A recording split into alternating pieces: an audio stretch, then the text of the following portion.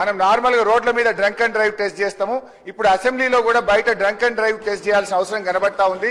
కొంతమంది సభ్యులు పొద్దున్నే బాగా డ్రంక్ చేసి సభలోకి రావడం వల్ల వాళ్ళు ఏం మాట్లాడుతుందో సోయి లేకుండా మాట్లాడే పరిస్థితి వచ్చింది. గౌరవ మాజీ మంత్రి వారిని మాట్లాడింది మరి వాళ్ళు వాళ్ళ ప్రతిపక్ష నాయకులను ఉద్దేశించి మాట్లాడినట్టున్నారు.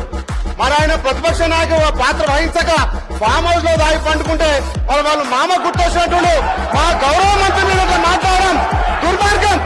మా గౌరవ మంత్రి గారు మంత్రి పదవికి త్యాగం చేసిన వ్యక్తి ఇవాళ మీ ప్రతిపక్ష నాయకుడు ఫామ్ హౌస్ లో పండుకుంటే సభను అవగాహనపరిచే విధంగా తాగబోతుంటున్నావు అంటే మీకున్న అలవాటు మాకున్నాయని చెప్పి మీరు అంటున్నారు. ఇది తప్పు.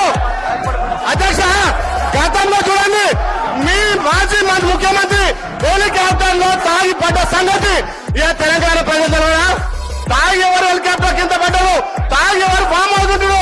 మరి మీ ప్రతిపక్ష నాయకుడు ఇలా ప్రతిపక్ష హోదా నిర్వహించకుండా ఇక తాగి ఫామ్ హౌస్ లో పట్టుకుంటే మీరా మా మంత్రి గురించి మాట్లాడాలి, మీరా మా ప్రభుత్వం గురించి మాట్లాడాలి. గౌరవం కోమటిరెడ్డి వెంకటరెడ్డి గారు మంత్రి గారు మంత్రి పదవి త్యాగం చేసిన వ్యక్తి, ఆయన గురించి మీరు మాట్లాడే నైతిక విలువలు మీకు లేవు అధ్యక్ష. మీ లెక్క మీ అగ్గిపెట్టి హరీష్ రావు లెక్క ఈ మాట్లాడడం దుర్మార్గం అధ్యక్ష. అది రికార్డుల నుంచి తప్పకుండా తొలగించాలి.